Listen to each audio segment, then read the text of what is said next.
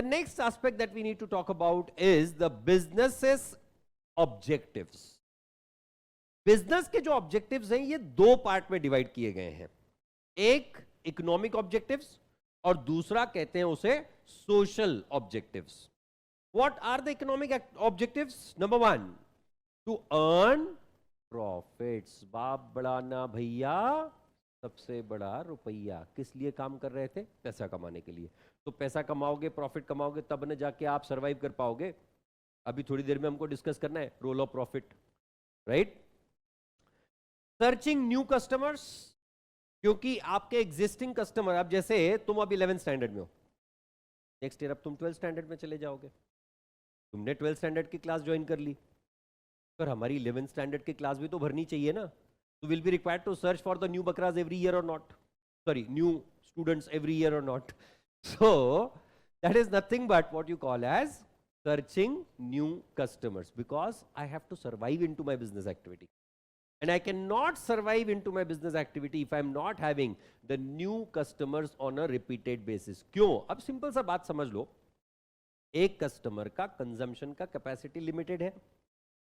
Even if you take the example of food business, अब कोई बंदा है जो मिल्क सप्लाई करता है, सपोज वो चित्रे बंधु से मिल्क परचेज करता है और यहां पे सप्लाई करता है. In this case, if he is being supplying the milk to 500 people, 500 liters a day, on that he is making, let's say, 2 rupees a liter. मतलब 1000 रुपए रोज का कमा रहा है, महीने का 30,000 रुपए. After a particular point in time, he will start thinking of making more money or not. Sir सिर्फ दूध बेच के भी 30,000 रुपए महीने का कमा लेते हैं लोग. बिल्कुल, कुछ नहीं करना है, अपन ने सिर्फ लेना है और देना है, and you make money out of that. But mind well, my dear friends, एक पर्टिकुलर पॉइंट के बाद वो बंदे को क्या लगेगा, 30,000 कम पड़ रहा है. Human needs keep growing.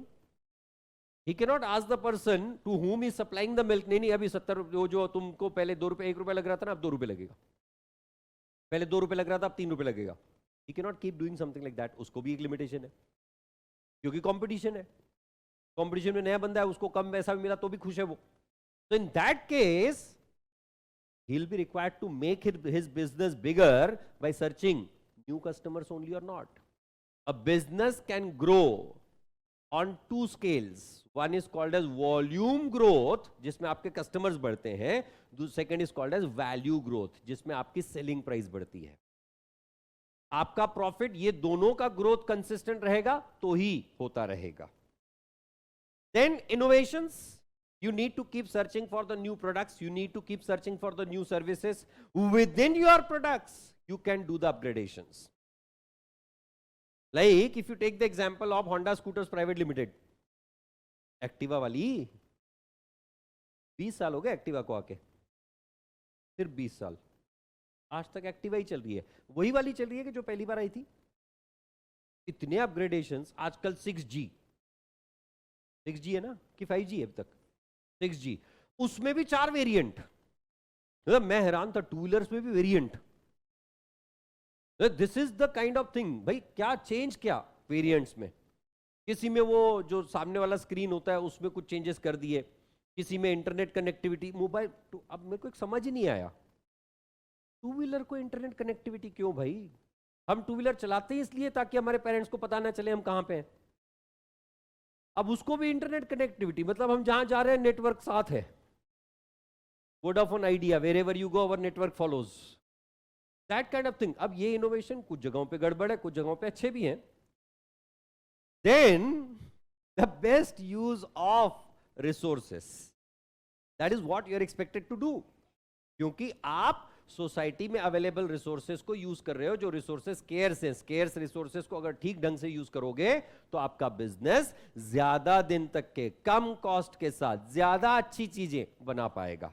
And that's why the best use of scarce resources is an economic objective. Social objective, society के बारे में सोचो. You need to supply quality goods. You can not supply the hazardous, inferior or the furious goods. मतलब ना duplicate बेचने हैं, ना किसी से आपके कस्टमर को तकलीफ हो रही हो वैसे प्रोडक्ट बेचने हैं, ना ही आपने एक्सप्लॉइटेड बेसिस पे गुड्स बेचने, ना ही इंफीरियर क्वालिटी के गुड्स बेचने हैं. Avoiding unfair practices, Ramdev Baba is caught on that only recently, अगर सुना होगा तुम लोगों ने तो. Because of the fake advertisements, the exaggerated advertisement, toothpaste. अब तक टूथ ही होता था, ट्रूथ कहां से आ गया? ये तुम्हारा झूठ हमारा truth. When you make this, वहीं से इनफैक्ट यही पॉइंट था जहां से रामदेव बाबा पे एलिगेशन स्टार्ट हुए. तुम्हारे पेस्ट में कितना सच है तुम बताते रहो ना, हमारे झूठे ये क्यों बता रहे हो? झूठे फिर भी लोग खरीद रहे हैं ना, तो तुमको क्या दिक्कत है? हमारे पास रणवीर सिंह है, एकदम ऐसा ऐसा खतरनाक डांस करता है, सामने वाले बंदों को लगता है क्लोजअप नहीं, कोलगेट फ्रेश है ना उसका, कोलगेट फ्रेश लगाया कि अपन भी रणवीर सिंह के जैसे डांस करेंगे. थैंक गॉड कपड़े नहीं पहने उसके जैसे. हाँ, द एम्प्लॉयमेंट जनरेशन, क्यों? तो we are living in a country called as India, and the population is growing. Population brings more and more people working or not, and that's why the businesses generate the employment. The employee welfare has to be taken care of. You need to provide. आपके पास जो employ काम कर रहे हैं, आप उनको सही working condition दे रहे हो, उनको आप सही तरह के टूल्स एंड इक्विपमेंट्स दे रहे हो, जिससे आपके वो काम ठीक से कर पा रहे हैं. And then solve the social problems. What kind of social problems? बहुत सारे जियोपॉलिटिकल इश्यूज आते रहते हैं, and the business is having the responsibility of supporting in it. Contributing in society welfare. कैसे? You give donations, you do charity, you contribute to the NGOs. That is how you contribute to the society's welfare.